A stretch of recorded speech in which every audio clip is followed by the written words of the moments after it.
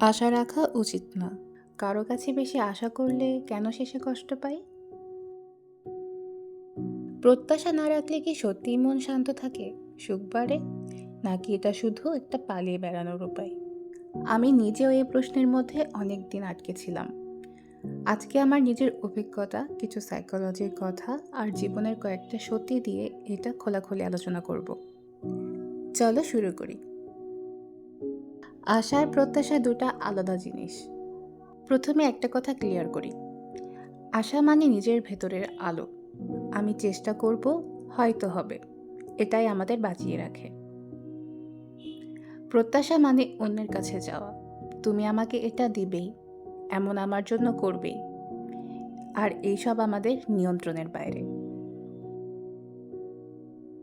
অনেকে বলে কারো কাছে কোনো আশা করো না, কিন্তু সত্যি কথা হলো আশা ছাড়া বাঁচা যায় না। আশা না থাকলে জীবনটা অন্ধকার হয়ে যায়। কিন্তু অতিরিক্ত প্রত্যাশা, বিশেষ করে অন্য মানুষের কাছে, সেটাই কষ্টের মূল কারণ। কেন প্রত্যাশা কষ্ট দেয়?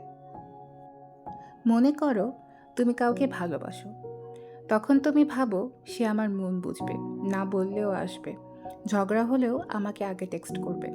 কিন্তু রিয়েলিটিতে সেও ব্যস্ত, তার নিজেরও প্রবলেম থাকে, সেও হয়তো চাচ্ছে তুমিও দাও, কিন্তু তুমি সেটা না করে অপেক্ষা করো, আর তখন কিছুই হয় না। তারপর সেখান থেকে হতাশা, রাগ, ঝগড়া, দূরত্ব তৈরি হয়।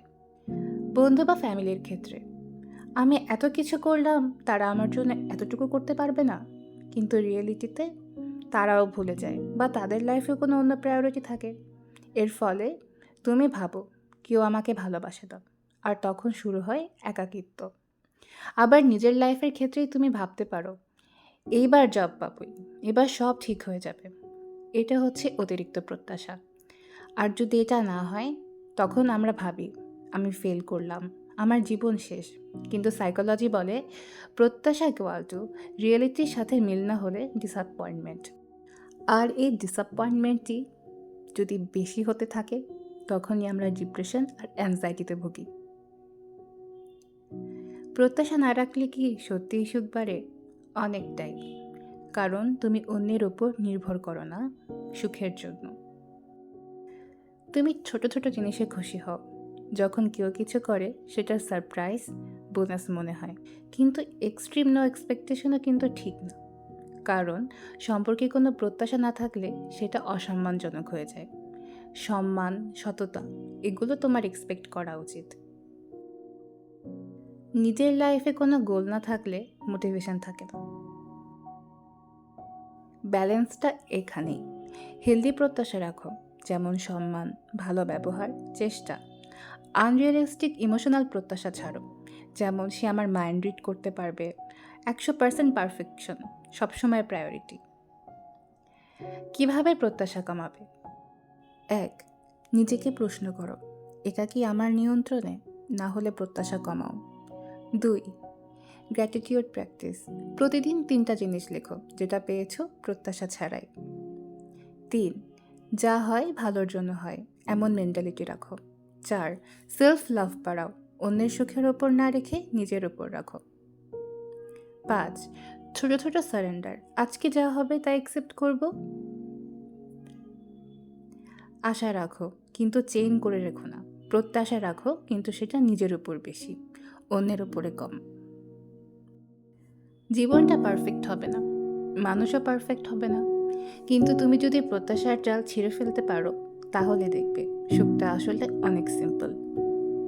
ছোট্ট একটা হাসি আর এক কাপ চা, এগুলোতেই লুকিয়ে আছে শান্তি, সুখ। তোমার লাইফে কোন প্রত্যাশা তোমাকে সবচেয়ে বেশি কষ্ট দিয়েছে? কমেন্টে শেয়ার করো, হয়তো কারোর জন্য সেটা হিলিং হবে। যদি ভিডিওটা তোমার মন ছুঁয়ে থাকে, লাইক দাও, শেয়ার করো, সাবস্ক্রাইব করে রাখো। এমন সত্যি কথা নিয়ে আরও আসবো। সেই পর্যন্ত টেক কেয়ার, আর আজ থেকে একটু কম প্রত্যাশা।